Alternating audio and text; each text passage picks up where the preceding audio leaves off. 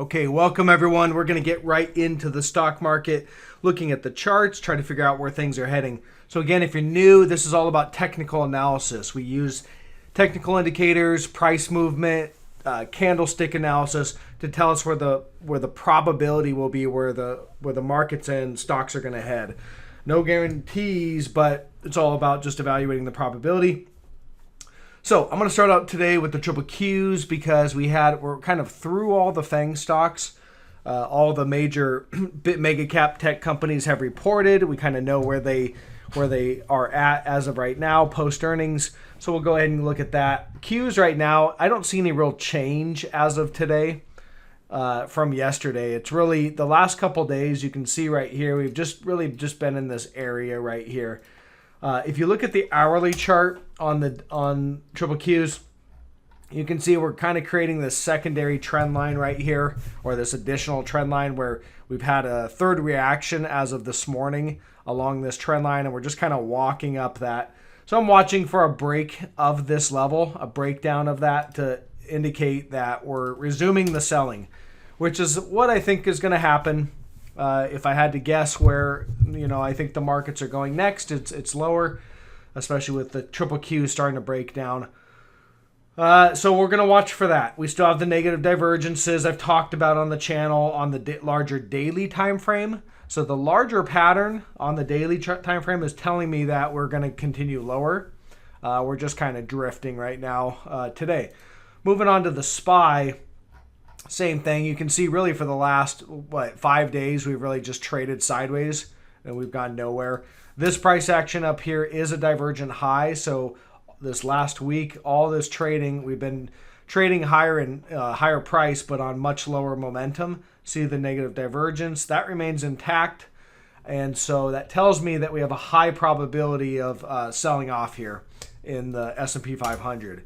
So things to watch on that. Now, again, it's all about the mega cap tech stocks, at least this week. So let's flip over to those. We'll start off obviously with the mover, which is Amazon, down almost 7% today, gapping down with on negative earnings news. And that's what I thought was going to happen. If you go back and look at my video yesterday, I talked about how the chart was set up for Amazon to sell off. And sure enough, they did sell off. If you look at the daily chart, we've got a couple significant things happening technically on this chart now. So this is the big sideways trading range that Amazon's been in since about July of 2020. So really a year's worth of trading action. If I zoom out, you can see we've just drifted sideways within this range. More recently, we broke to the upside of the range. We had a breakout candle right here, and we came in, tested the top of the range from above. It held as support. We bounced again. And this was all price action that was happening right before earnings. And it was also price action that was happening with negative divergence in the PPO and the RSI. So breakouts that occur when you have a negative divergence is you've got a higher probability of actually failing and that being a fake out move. So that's what we saw. That's what we're seeing as of this morning. Earnings came out, we gapped down, and this breakout here was a false breakout or a bull trap. Anybody that went long on the breakout has now, realizes that likely they're wrong and they're underwater substantially. So what does that mean? Well, that tells me that we have a very high probability now to trade down to the bottom of the range, which is 2,934.50. Right in that area, give or take. Again, this is a close to a $3,000 stock, so it's within a few dollars is acceptable. But I think we trade down to the bottom of that range, and that's likely going to put pressure on the triple Qs. I think that's why we're going to see some more selling in the triple Qs. So that's what I got on Amazon. Apple, the one thing I'm watching on Apple right now, it's still holding this support zone, 144.40. Looking at the hourly here, you can see they're just kind of continuing to hold it today. They're holding that support. So I'm looking for that to go. I want to see that break on Apple. I want to see at least two of these FANGs break some of their support levels. Amazon obviously broke, and Apple's starting to break. It's broken. If you look at the daily, it broke this near-term uptrend line here, but we're just not getting that impulsive breakdown yet. So I'd like to see that 1 144.50 go, 144.40, and then that should start the selling in the triple Qs and really across the tech sector.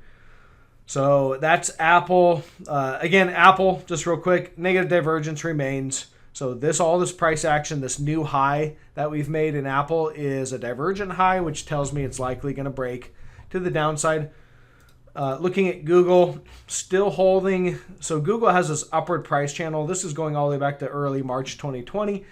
And there's your upward price channel on the daily. We broke to the upside here with negative divergence. So there's a high probability that this is a bull trap and is going to fail too. And we're going to break back within the channel. And if we do that, I think we drift down to the bottom of the channel relatively quickly.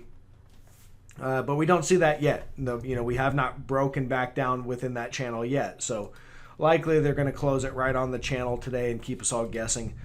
And then Microsoft, Microsoft had the short-term upward trend line. We broke here. It did a back test, and so far it's still back below there. So I think there's likely that this is going to continue to sell off as well. Yeah, that's really all I see there on Microsoft. There's negative divergences across the board on all these FANG stocks. So they are telling me that we're likely to see some more selling come in up at these levels. Okay, AMD, I want to point this one out. We're coming up to an objective area to short this thing. So AMD, a couple things to look at that I really want to see the trade kind of firm up a little bit more.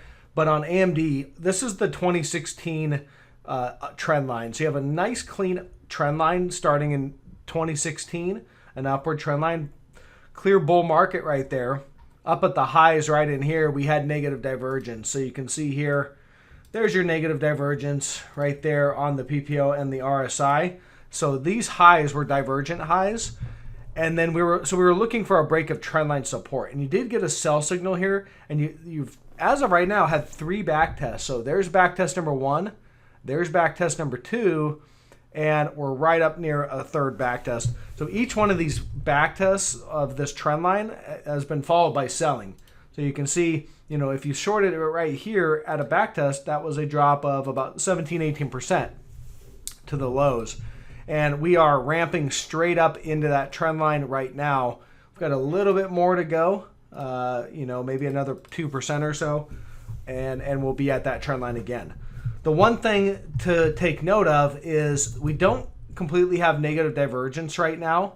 If you look at the RSI, you can see we're making a new high in momentum right there. So no real negative divergence showing up on the RSI. And the PPO does have negative divergence, but it's pointed straight up. See how we're pointed up? So any higher from here, and we're going to burn through what is negative divergence right now. So those are things to note. You are backtesting, but without negative divergence. I think it's likely maybe we do at least get a short-term rejection off this. But these are things to watch. So if we start to see the RSI turn down and the PPO turn down and start to confirm the negative divergence, then that would mean that this is a confirmed divergent high, meaning we have a new higher high in price, but a lower high in momentum.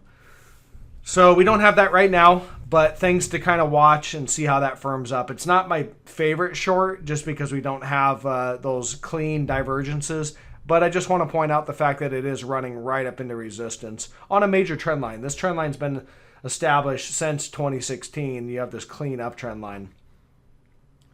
Okay, Starbucks, you can see here we are, after we had this clean up trend line right up here at the top, we put in negative divergence. I don't know what happened to my trend lines. They got kind of erased. But we had negative divergence right there telling us that we had a high likelihood of failing. There's my trend line. It seems like TradingView is having a hard time catching up. We had a high likelihood of failing, and we did then. If I get rid of this new one that I just marked out, you can see here we popped above here. This is a divergent high, and then earnings came out. We gap back below, so we're below support. And as of right now, we have that island cluster top. And if you look at the hourly, you can see they're starting to sell it down below, and the sellers are starting to take over. They haven't been able to really close this gap on this island cluster, so it still remains as a topping pattern and I think it's very likely that we continue to see more selling to the downside on this. So I'm watching that, and I have been short Starbucks. I took the short right before earnings, and I'm looking for more selling to show up. Okay, and we'll wrap up with gold bullion. You can see here on the hourly, we basically have been just in this big sideways range for a while. We recently bounced off support yesterday, pretty impulsive move higher, but it looks like they're starting to top it out at the top of the former high right here on this hourly chart. So there's our range right now. Looking at the daily, we've got this short-term range, major support down there at 1790, and kind of short-term resistance at 1832, 1833. But the major support at 1790 goes all the way back for quite a while, over a decade-long support. So we are just continuing to kind of consolidate, and until I see a break to the breakout to the upward side here, then we'll likely just continue to consolidate. So the miners are all kind of taking a breather today. There's nothing really moving, pretty flat across the board. And that's what I see. Now I am anticipating gold to break out, and we did have a good correction in gold. Looking at gold bullion, here's your former highs, 2060 area. We had a nice long correction in this downward channel. We broke out to the upside, came in for a back test, and now I'm looking for a continued move to the upside. So I think we're going to break to the upside of this short-term consolidation, but likely not going to happen today. The market seems to be taking a little bit of a breather. So that's all I have, guys. If you found some value in the content, leave me a thumbs up on your way out. I do appreciate that. It really does help the channel, and it kind of encourages me to continue to put out these videos. So I do appreciate that. And if you're new and you want to learn kind of a deeper skill set, take my course. That's education that I think will really give you some good value when it comes to learning technical analysis. Course link in the description below. Okay, guys, I will catch you on the next video. I'm likely going to do a live stream tomorrow morning, so stay tuned for that, and bring any trade ideas that you guys want me to look at, any charts you're interested in having me look at. Catch you guys on the next one. Bye.